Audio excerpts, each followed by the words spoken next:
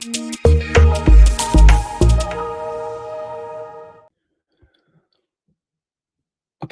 I think we're live for the latest edition of the Data Value Show.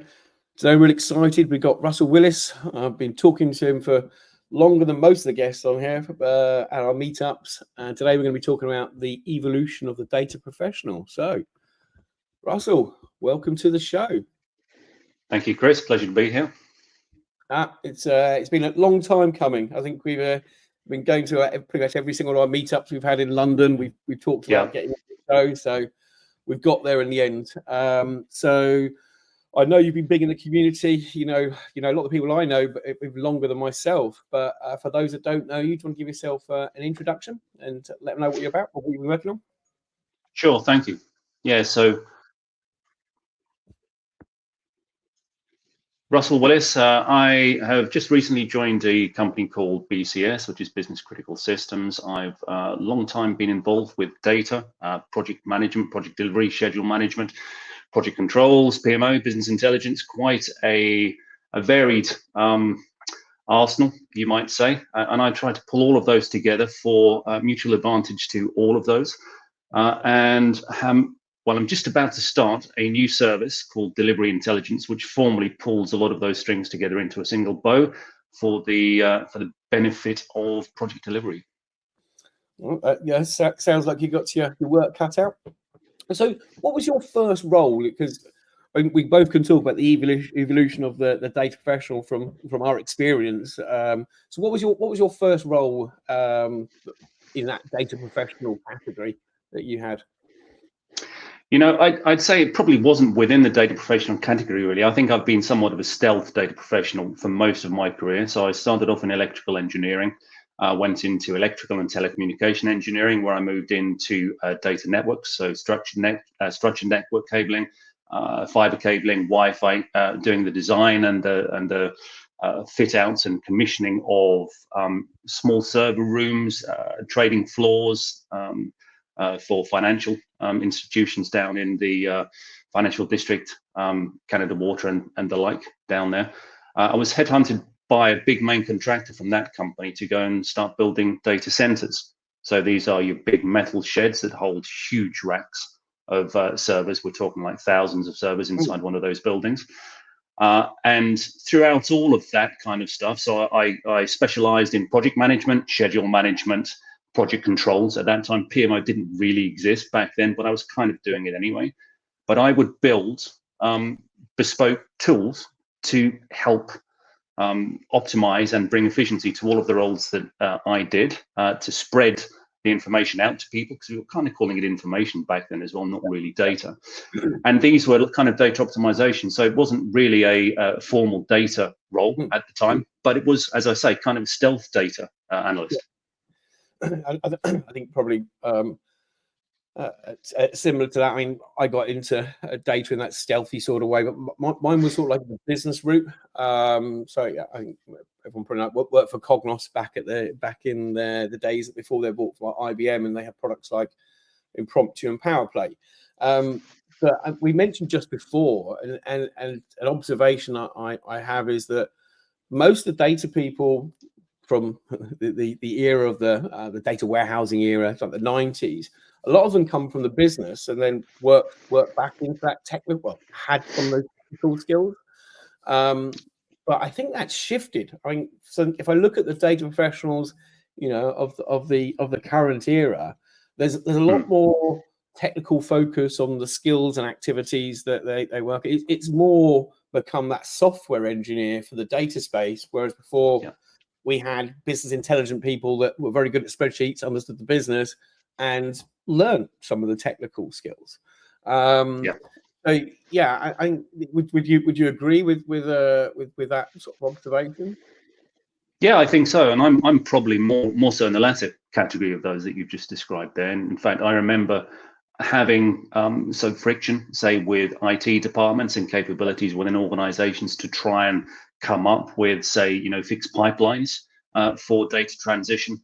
And again, really data analyst roles hadn't developed then. You had maybe, business analysts, still not the modern business analysts, but say the old information business analysts You maybe had statisticians on the, the deep field that's now come into machine learning, which I've never really been a part of, so that wasn't within my remit. But yeah, the data analyst kind of crept up on me, at least, and the organizations that I was working with, quite slowly.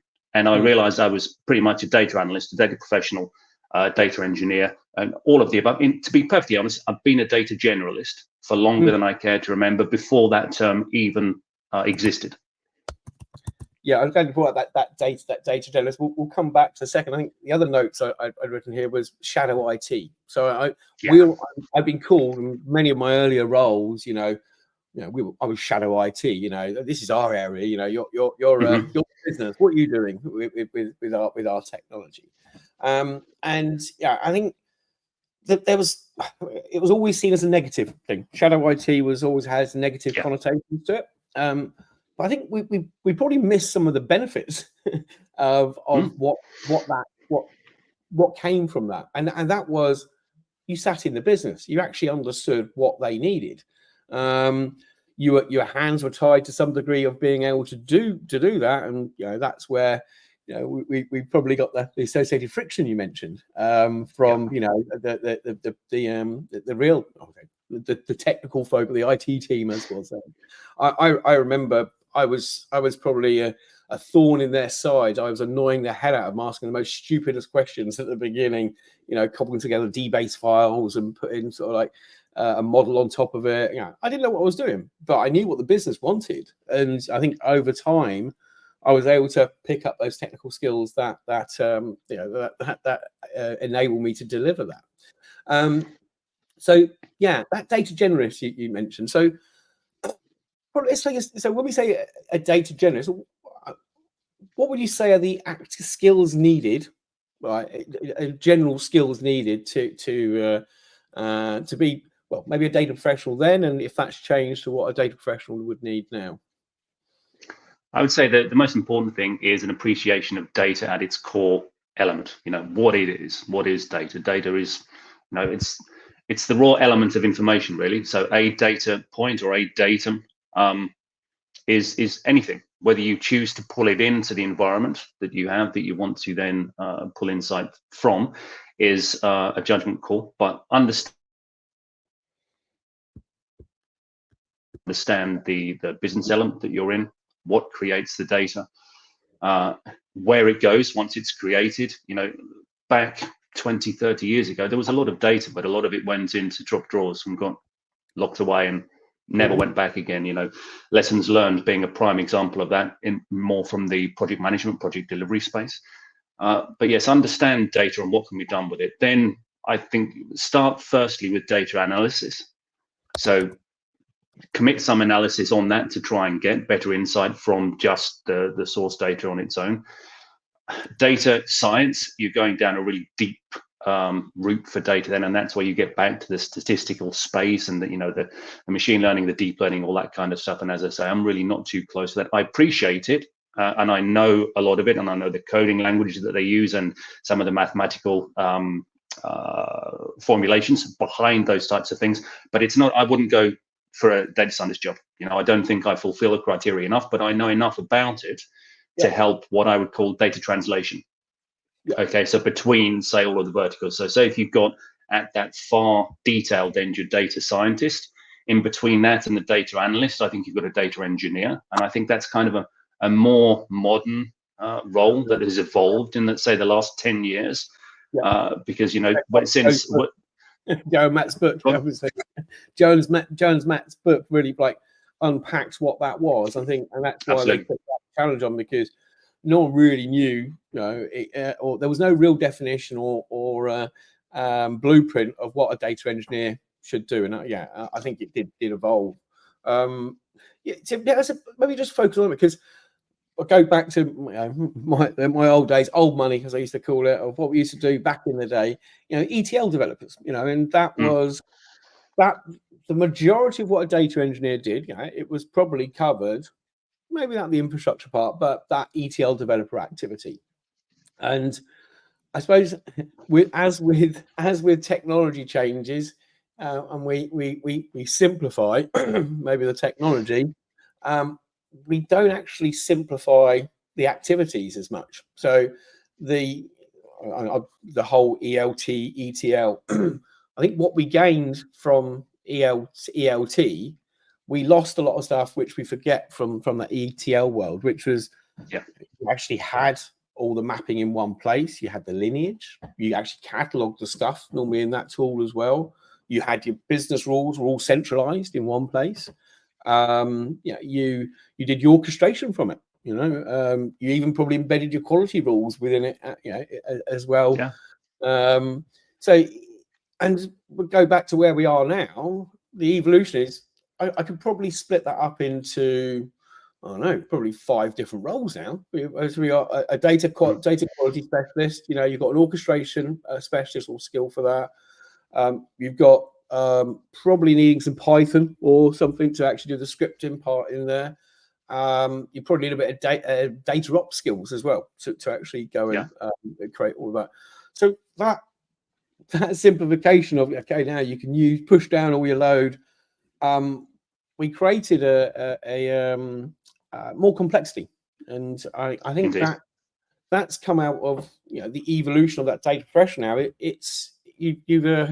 there's many more skills you need to, as Val says, you need to know the whole stack now. Before it was one ingest tool, which was your ETL tool, one orchestration tool, which was your ETL tool, a database and a BI tool.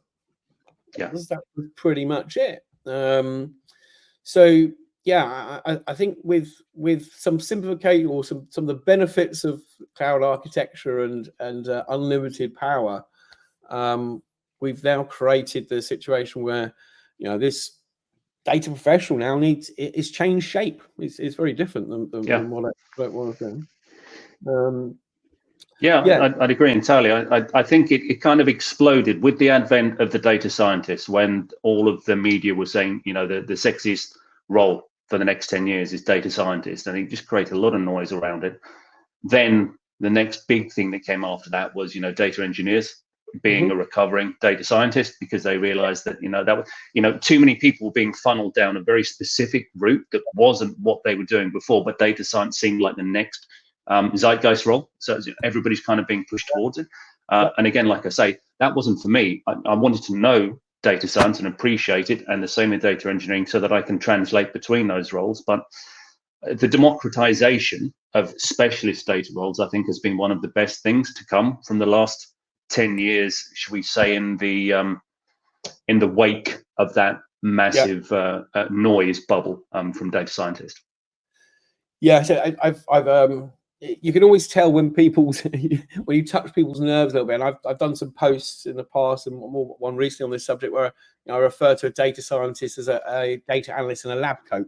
It was people went for that role because of that title, and I don't think many of them don't think many of those people are true, as we call them, data scientists now, and I don't think they actually they were chasing the name rather than actually chasing what the role actually entailed. And it's that shift to that data engineering role, I think was an output from that. But and then we have ML and generative AI specialists into the mix now as well. I wonder how many people are going to be jumping on that bandwagon and just saying, "Oh, I'm going to be a specialist in this now." Maybe that's okay. Maybe that's okay. I think having the desire to learn something new is really good. But chasing it for the wrong reasons can I don't think is the right approach sometimes. I'd agree. I think there is perhaps in some cases a natural path from one to the other for people that have the aptitude for, I don't want to use the term more generalist, but between those specific elements, so say data scientist, data engineer, to Gen AI specialist, all that type of stuff. Let's skip past prompt engineer. That kind of raised its head for a couple of seconds and it's kind of fallen by the wayside now. I don't think that's picked up much momentum. But there's routes for those people. I think the biggest concern for that is more from a an early data generalist role or a data analyst role and wanted to go straight into something like a Gen AI specialist, which is very specific. I mean, you're jumping a lot of rungs of the ladder, and I think you need to go through a natural lineage, as you mentioned before, to kind of learn the other elements. You need to appreciate a wider aspect of data as a general entity before you fully give all of your energy to one of those specific roles. And I've got a note here. I'm going to go back to it. Data modeling. You know, it's that forgotten art and necessary skill to be successful as a data professional. And I mean, I a little while ago, I think I created a hashtag bring back data modeling, and then realized it felt differently in the US to the UK, so I had to create 2 hashtags. But it showed, I mean, that was a couple of years ago, but there has been a definite shift and focus back onto data modeling, which is really good. But I think if anyone wants to be a data scientist or even a data engineer, one-on-one skills you need to have a good understanding of data modeling. Even use Gen AI to create it for you, you know, but actually, understanding why you're doing it, the reason why, cardinality. And I go back to what the problems we've created now with the technology. We made it too easy, so tuning a query was never not worth it now, because you just throw more horsepower for you. So data modeling became, I don't need to bother about it. I can get around it, which we're all suffering that now with the complexity, spaghetti of code that's out there, and now wanting to put the AI cherry on top, but you can't, because the underlying foundations aren't built to support it. Absolutely. That's the key thing. The foundations have to be there, and you can't get the foundations right without knowing about data and without stabilizing and making good the data before you build more complex functions on top. And like you say, ordinality and normalization of data, the different types of modeling types there are. A lot of people will probably be familiar with star schema, but there's other models out there, and I probably use star schema more than anything else, but I also use kind of hybrid models. It's just, I call it kind of snowflake, not related to the organization, but it's a star schema that has child star schemas further down the routes. It can get very complex. It works well with the less complex data. If you get into really heavy data, it becomes cumbersome very quickly. But understanding that, and I think the normalization of the data is something that maybe people jump past immediately, because depending on how wide and complex a table you've got is going to make your job of transforming either very difficult or very easy, depending how you process that data. And normalization is one of the best ways to do that. Yeah, I'm just going back to my old days of slowly changing dimensions and snowflaking things off them, because you split a table up based on the frequency of change. Again, because you had to, because of the performance. Now some of these things aren't done, but they're still beneficial. And again, you're talking about the different modeling approaches. And Joe presentation that he did at Big Data London, and I think it's a common one, is it mixed model arts. There's absolutely.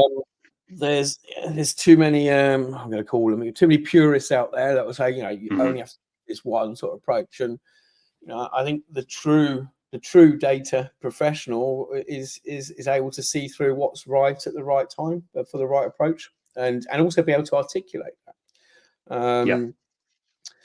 So another role that I've thought many of my job titles over the years is had it in there is the architect role, and data architect, BI architect, and other variations of that. And I've had some mixed views on this, and I think I'm of the agreement now, that it's maybe less of a role now, but it's more of a mindset. It's a skill to have. But I suppose it's interesting. We talk about this data generalist. And I wouldn't call myself a data engineer anymore. I wouldn't go call myself an ETL developer, because we don't do ETL anymore. But the things I used to do in the past where I was more hands-on technical. No, I'm not. But I know how to communicate. I know enough to be dangerous. I know what's going on under the bonnet, so I can actually communicate that from an architectural perspective. So do you see, is that, I suppose, have you seen that role? Where do you see the future of that role going, and how do you think that's changed over your time? Of the data architect? Yeah, data architect role, yeah. Yeah, I mean, I think it's a critical element, and I don't think it should be underestimated. I mean, it does obviously depend on the complexity of the data environment. If you've got, like 2 or 3 data pipelines coming in and you're doing minimal transformation, it's going to be a very simple role. You're not going to want to employ one person full-time to do it. However, if you're in an organization that has got thousands of complex data models, it is absolutely essential. Otherwise, you're going to end up with a data swamp. So I don't think it should be underestimated. However, where that might overlap then with the data generalist is, data generalist appreciates architectural best practice things. They may not implement those in there. There may be someone that's, got the final responsibility for doing that, but they can speak to other people within the data environment. And one thing I've not mentioned yet also, and I think this is really key for a data generalist, and it's good for all data professionals, but is domain expertise. And I think that's really what has pulled me into being a data generalist rather than any data specific role. Otherwise, is I've had that domain expertise, so I've adopted a data translation role. Okay, and that the data translation is very much kind of back to back with a data generalist. The two of them go very well together. And for me, translating the data between the the deep data analytics and the deep data engineering, right the way through to the data consumption, like the end user, and giving the feedback from the end user back to the team that can implement the changes, where the tech team talk very iteratively, very high-tech content that the consumer might not understand. The consumer might talk very business nuance that the tech team don't understand, and bridging that gap, that's a very powerful role. And I think that is going to grow as data environments grow. I 100%. I think the ability to be able to, I think again, I always refer back to my posts, and it's being able to bridge that gap or close that gap between the business and the data teams. And maybe in some companies that's a data architect that does that, or maybe in larger companies it's the CDO that has to do it on a more corporate level. I've even thought about it being the CPO or the data product owner, I think whatever we call it, the skills, the activity that we're talking about is being able to go and sit in front of the C-suites or head of or VPs, summarize things up, and don't go into buzzword bingo of technologies. And then to go back to your architecture team or your engineering team and be able to go, look, you don't build this, you buy that. This is how it's going to fit with this. They need this for this reason here. These are when they refer to a party, they're talking about a customer. It's being able to get the real requirements in place, and the requirements, translating it from a very high level requirement to a very detailed requirement, is a valuable skill, and the skill that I think the industry is lacking. Would be. So you call it a data translation role. Is that actually is that a new concept that you've got within your organization, or something you've been championing?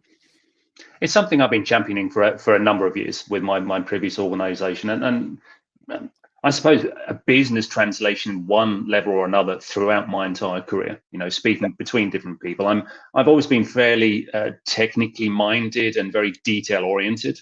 So I've kind of picked up things that maybe others haven't, and then been able to take those missing elements to others to fill in the gaps of those conversations, as it were. So it's nothing I've coined itself, but I think it's an important role, and it works very well. One of the necessary elements for data translation is understanding data literacy.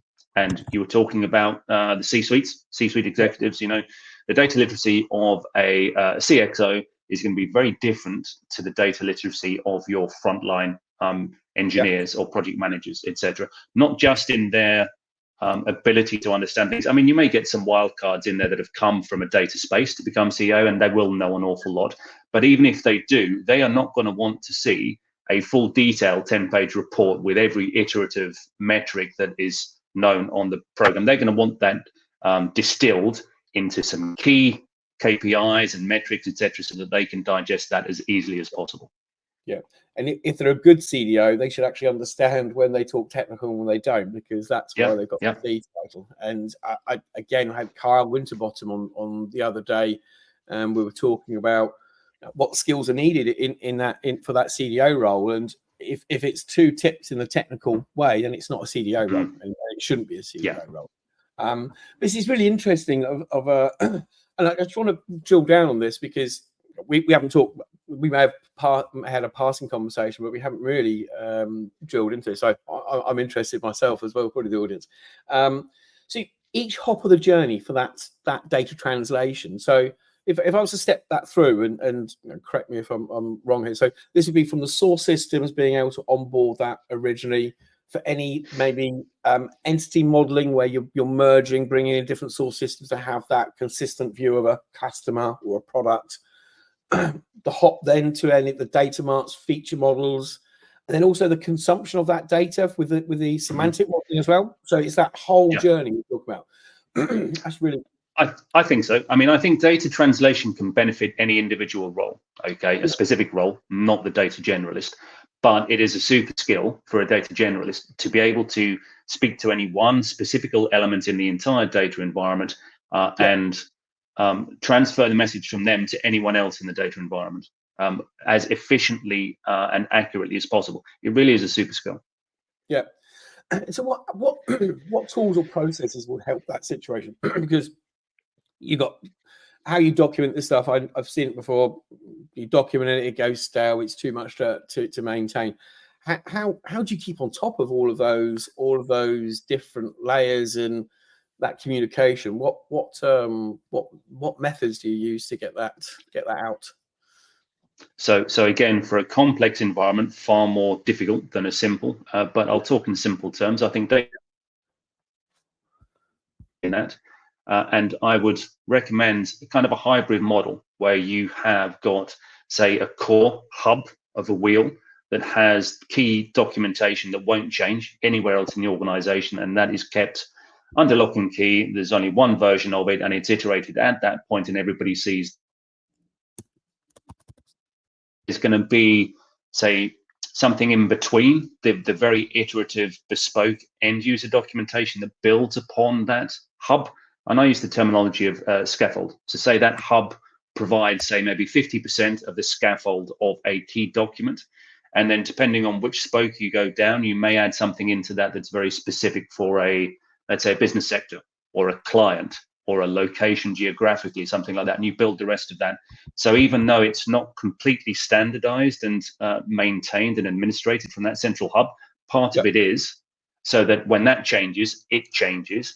And then perhaps you have a separate sub-hub further down that spoke where you have the elements that will be fixed at the more bespoke elements of the scaffold. So geographical location, business sector, etc. So try to democratize and standardize as many sub-elements of the information substructure, so that when it changes, it can be changed efficiently.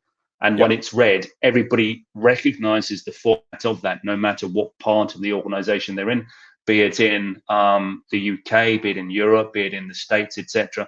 The only things that will change will be those things that need to change for that localization.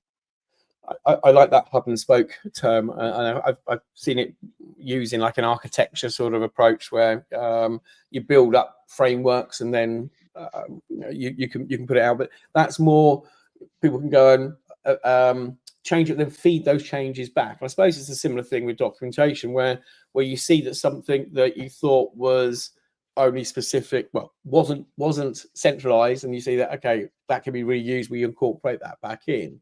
So it's all like that decentralized, centralized lever, but you've got the documentation to say, okay, this is where the line in the sand we're gonna put it now and allow you to move it. I think that's a really great thing, actually. If you have that in place, it is really going to help with that that constant challenge that we have in the industry of, do we centralize, do we decentralize, and we decentralize too much and we try and bring it back, we centralize too much, everyone's unhappy. And it's sort of, there's no easy way to gradually change that lever and maybe even be able to pull it back. And if you have this documentation where you're able to see, okay, well, by the way, I've seen 3 of these teams have got this common problem, we're going to bring that in central. Now, if you need it, you don't build that anymore. You use our central central service for this.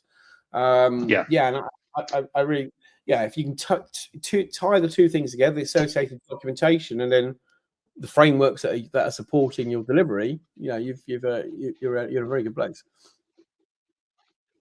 Yeah, absolutely. So I was starting to say, I think the best model is hybrid. So it's part centralized and part, I don't like the term kind of citizen developing, but it's part governed centrally and it's part governed out on the, let's call it the coalface, where that information means the most, and it can be adjusted and revised most agilely out of that area. If you govern everything centrally, something changes out on the far coalface, that information change has to come all the way back in to the centralized, be approved, authorized, implemented, and then pushed out again. And that latency can be very problematic. Yeah, I mean, this is not going to be a sales pitch, I think, but this is something we've been trying to solve. Shout out Dave Richardson, he's one of our guys. But we're using pattern catalogs that can. It's called Backstage, that came out of Spotify.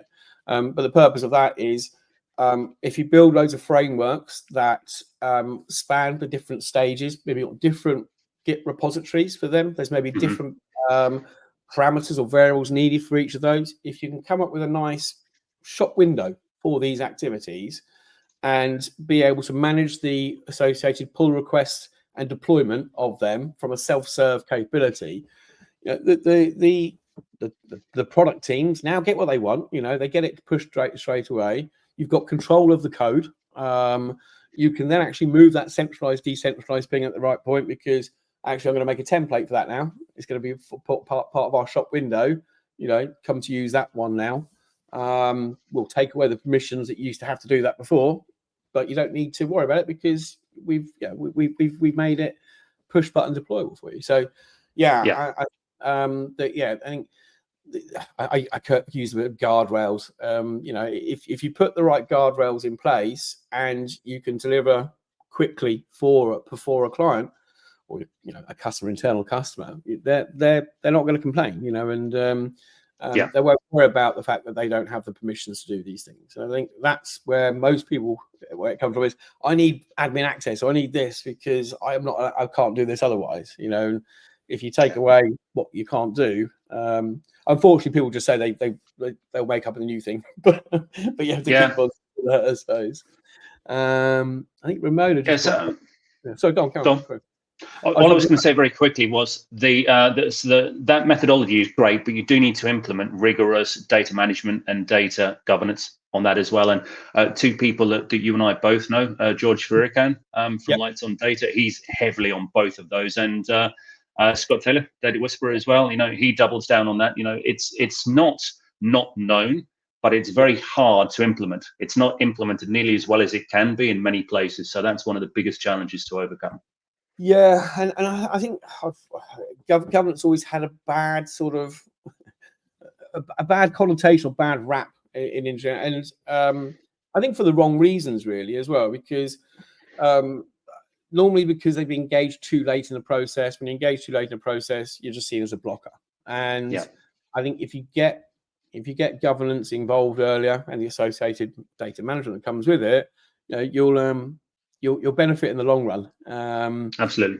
I see a change at the moment. It's not. I think definitely with all of this Gen AI and the C-suite sort of recognition now that we do need to have this government. We do need to have these security. We do need to have these data models. So I think the focus is in the right area now. And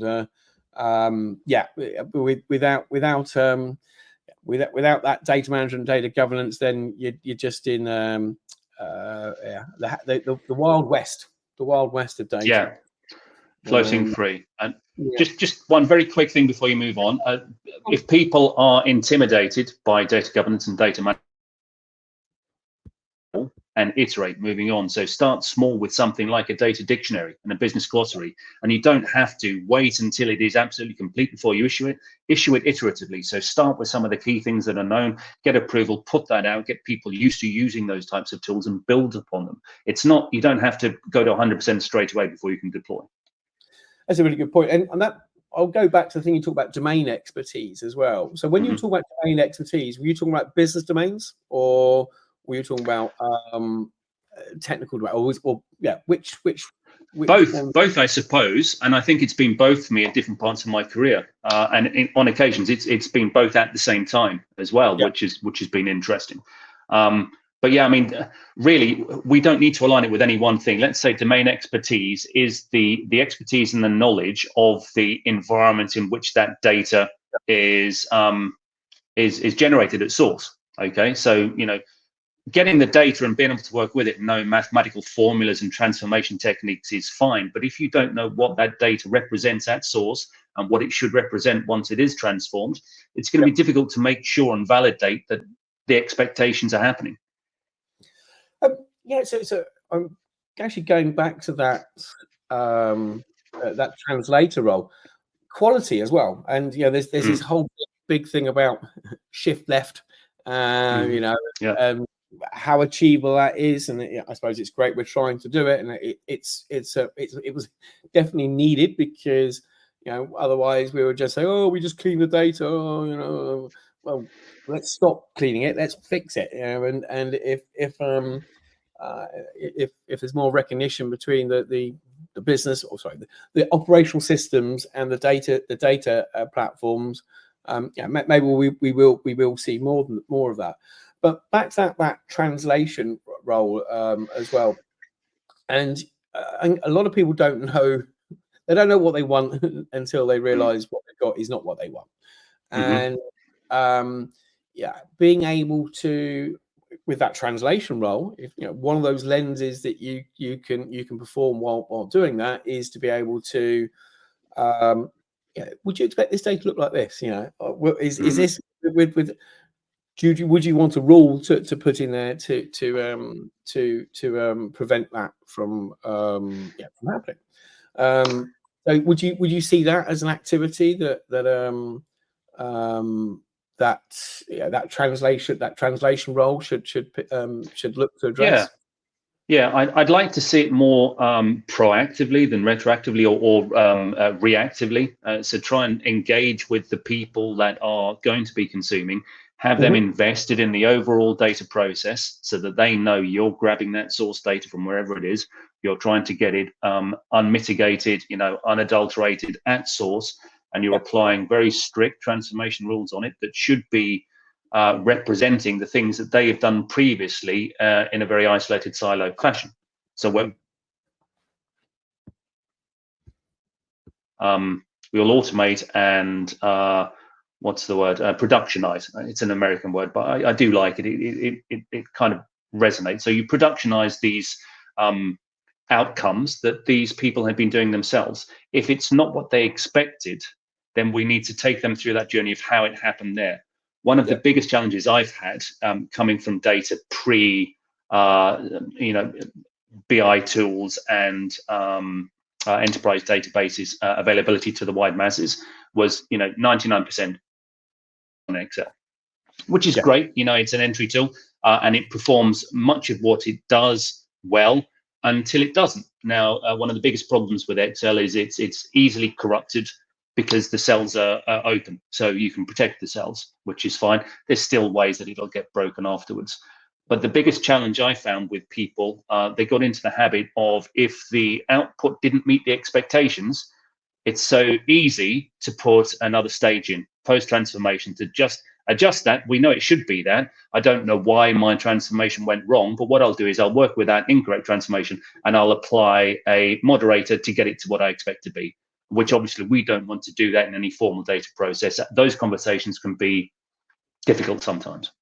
Yeah, and I think that's probably a cause of the environment that they're working in. Is if or they've also tried to change this and it's never happened, then they just work around it. And the term friction you use earlier, which is one I really like, is that it's as soon as there's it's going to take you too long, you'll find a shortcut. And we're humans, and we like to solve problems, even if they're not the right problems to solve.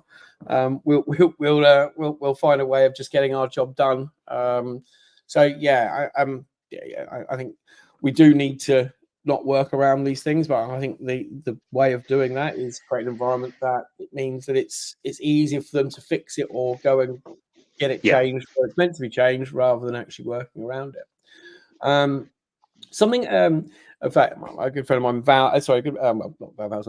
Libor, I mentioned this originally when we came up to data healing, but I actually went to it was a Calibra data governance conference a couple of weeks ago, and someone actually in their presentation were talking about data healing, and that they created rules that fixed recipes basically that fixed problems when they occurred, and as part of the pipeline. And I suppose that next thing about the next evolution of that data here is once you've got that rule defined and you're then able to evidence how many times that rule's been initiated or executed, and you're able to name and shame the source systems where these things came from. There's a gamification thing of, by the way, this team's departments has 60% data quality, whereas yours has 99%. So would you want to address that, because this goes out to the board now, this goes to the C-suite, and with a better understanding of data quality and the impact of poor data quality, that will get the attention of the board now, and probably have a good reaction where that department will probably actually address the issues that are there. No, I'd agree, but I think the rules that you employ to work out that gamified strategy, i.e., to say you're 90% compatible versus the 60%, you need to be very clear on what they are, and everyone has full visibility of what they are, so that there's no suspicion that there's ambiguity and data do not mix. They're like oil and water. If you've got ambiguity in your data, do not trust anything that comes from that data. It's like trying to put a chip pan fire out with water. It's not going to work. But yeah, that was exactly the question I asked, because in this presentation, it was me and Scott Taylor sitting together, and he asked one and I asked the other question, and I went, you said you got 99% quality rating of your data. What are you basing that on? And he had an answer there, and actually caught up with the presenter afterwards, and he gave me a bit more of the real track of what's going on there. But yeah, you actually have to have something. You kind of 99%. What is it based on? What are the rules it's based on? Are those rules published that are there? And do those rules apply to both data sets? You could be it could be giving a misrepresentation, which is not going to go well, because you're all part of one team. You're playing by the same set of rules. I think that's where the data dictionary can come back into strength there as well. So if you go to deep detail in data dictionary, you identify each of your data entities. Okay, so say it's a cost vertical. Okay, it's source data. It comes in this way, and then you've got metrics that you apply to that. You can record the formula or the calculations you apply to get that metric, and you can reference back to the original entities that are in there, so that if anybody needs to understand what is being presented to them in any report, they can look back at the data dictionary and understand explicitly where all of that has come from. Yep. So seeing the evolution, so let's probably look, where do we think we're going? So we've had our very business focused data people at the beginning. We now have very much a technical focused data teams at the moment. The technology is changing as well, so maybe some of the requirements for that technical knowledge is becoming less, but the domain knowledge isn't going away. So Are we going to see a bit of a shift between the skills we think are needed for the next generation? I think there will be some, most likely affected by the advent of AI. If AI is producing some of these things that you don't need to do. So we should encourage everyone that's getting into the data space to come into anything to be familiar with how AI can supplement and augment their roles, not replace their roles.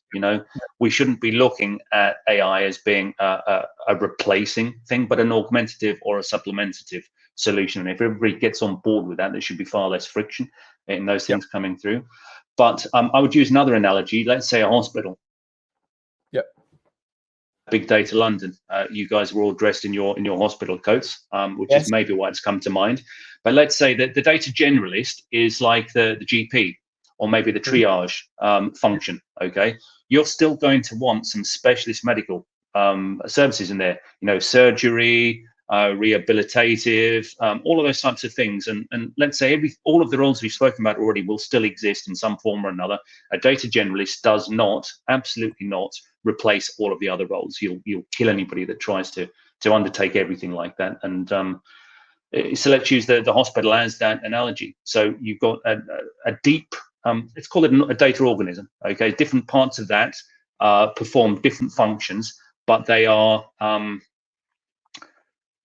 complementary to each other. It's like a I can't think of the name, but they're all complementary of each other. But as a whole, they're better than the sum of any one of their parts. Okay, and I think that's what we need. So data organisms, data hospitals, some kind of this that's a combined solution, which does include a data generalist, but the data generalist is not the only role. Yeah. So looking at, I suppose, the activities that your team's performing, it's like, okay, your data generalist can do this much. What's left over, and then dial that in when I need it. I don't have to have that on tap the whole time. That's why, using your analogy of the GP one, when you go to your doctors, they don't have all the specialist doctors in that particular place. That they're in another place that are in there, and you go and get an appointment because they're more sought after when you need them. But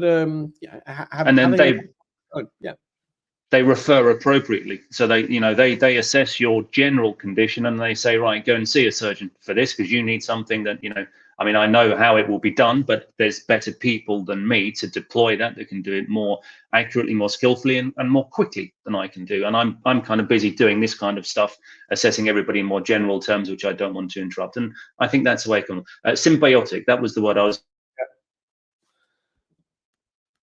Everybody in the data function. I like that word, symbiotic. Yeah, it's a complementary skill that sits alongside it. So I suppose that leads on. Well, we've got a little bit more time. So there's the fractional. There's movement of the fractional role, and we had Shane Gibson, and it was talking about, and I think we saw where it worked and where it didn't work. And I think if you have your data generalists that are there and having that fractionalist that are able to come in as and when needed, then that may be an approach that we'll see more going in the future. But I like the doctor. I like the doctor.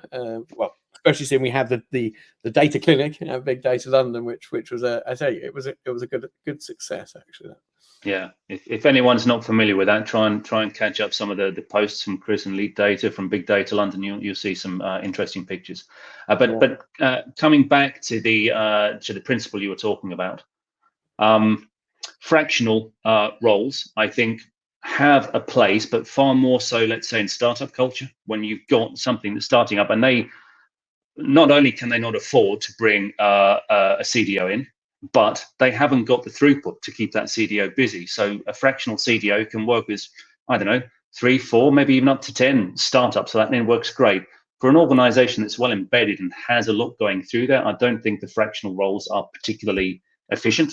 For those, you should be able to deploy a full-time role to those circumstances. Yeah, I definitely agree. And I think it's understanding where you're on your maturity as an organization to understand what's going to be the right fit for you at the right time. Yeah. Because it will change over time as the whole technology and industry changes over time. So keeping looking at maturity, keep continuously improving areas. It's never over.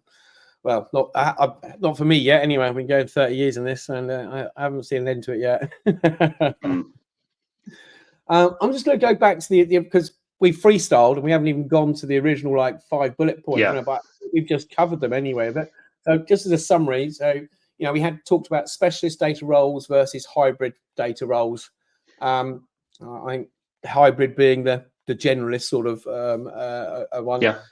So I think we've seen it's a mix and match. What's the right approach for you at the right time? And if you go to a data clinic, they may be able to tell you which is the right one.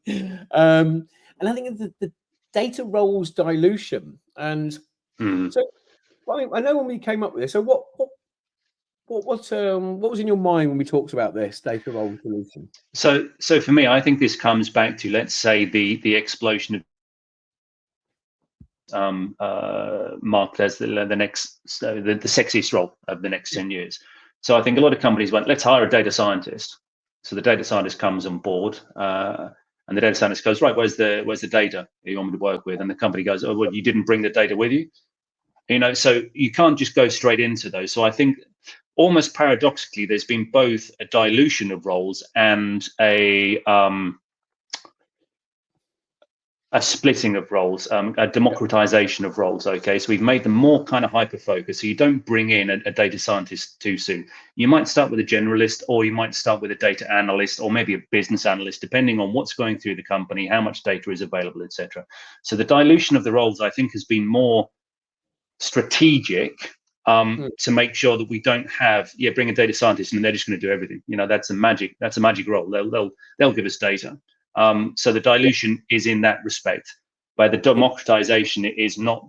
It is kind of the other side of that coin, right? So it's saying, right, not just a data scientist, you want a data analyst, data engineer, data scientist. You might want an ML scientist or an ML ops kind of person, depending on what's going through that organization. It's just there's no one panacea role in data to do everything. So that dilution has been a necessary part of the process, so that we can democratize the roles appropriately.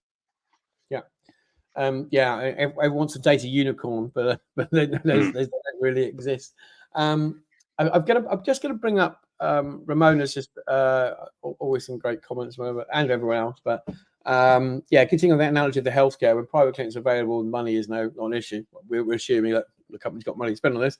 The specialist is immediate. So. I think having some friendly company or people you can go to when you know that you've got your trust, and that's the thing that you want from your doctor of data is you want to trust them. And if you're able to get an appointment from that trusted source and they can give you that advice, then I think that fractional thing works. I like this, Ramon. I might use this for our marketing now. Thank you. I think that works quite well when you're talking about private clinics as well. If the organization has enough funds at its disposal, it can maybe jump the queue of, say, like an NHS or similar queue thing to go straight to a specialist straight away. And you want, if that's available, that's a sensible thing to do. The converse side of that is what maybe too many of us in this country do: start talking to our mates down the pub about the thing that's bothering us. Oh yeah, I've had a bit of a cold for 6 months, but I'll go and have a couple of whiskeys at night, you'll be all right, when really you should go down and find out you've got pneumonia or something like that. Do you know what I mean? So I think we do want to make sure that we have the right conversations with the right people. It's a very good point. And I'm just going through, we're getting close to time, but the importance of domain expertise, I think we've covered that, and I think there's no argument in that at all, really. And then bridging that business and data expertise. I think how we solve that. I mean, there's is it the CDO role? It's that data translator. I think that role you talked about there of what the title is doesn't matter too much. The activity, what they're doing is what's the key thing. And I think yeah, definitely more of an increased overlap of the software engineers and data. That may be a good thing as well, you know, and having that will probably help some of our data quality challenges, and maybe embedding that data team into your. It becomes a product team, and now the data skills are embedded in your product team. So yeah, I think that's definitely the route things are going. Cool. Well, we're approaching time, really. Yeah. Is there anything else you want to cover or today? No, I mean, I don't think so. It's been a great discussion so far. Thank you very much for inviting me on. Yeah, long may these continue. Yeah. Well, yeah. Well, we've actually finally got I've got ahead of the game a bit, and I've actually got someone scheduled now until I think the second week of December now. So I think I did a post out. I don't know if I'm in the right order, but I think I'll get a post out with who's on when. I went a bit agile. I put the titles out and had to change a couple because people hadn't actually told me what they wanted. So I got the post updated during their feedback. But yeah, so for anyone to keep in touch with you, find you, where will they? How can they get in touch, Russell? Yeah, I mean, find me on LinkedIn, Russell Willis. I think I'll come up in the search if you just search my name. I'm working for the company BCS, Business Critical Systems, so you can search for them also. A very quick plug for the company. So we're a consultancy that built data assets, data centers, as it were. So the things that provide the infrastructure for much of us that work in the data space as well. So I'm kind of completing a circle, almost as it were, using data to optimize the building of data centers to optimize the availability of data. Brilliant. And if anyone is about in London Wednesday this week, you can find me. I think Russell should be there as well, and Val and probably a lot of the other usual suspects at our event. You'll find it on our website, Tabernacle Street, Q-Bar. And I actually have scheduled for next week. So we actually have on the same sort of like topic, really. We've got the data truth bomb. Jesse Anderson, who's a big vocal voice on what reality is in the data world, and he's been on the show before on a similar topic. But after the big data London debate, there was definitely some alignment in some of our conversations. So it'd be good to have Jesse back and talk about the data truth bomb. But yeah, so I think we'll probably call that a wrap. Russell, thank you very much for coming on here and sharing some of your thoughts, especially on the data translator. You're very welcome. Thank you for the invite. No problem at all. It's a long time coming. So yeah, we'll call that a wrap. So thank you everyone for tuning in. We'll be back next week, and you'll find my posts or our posts in the meantime on LinkedIn. All right, brilliant. Thank you. Cheers, then.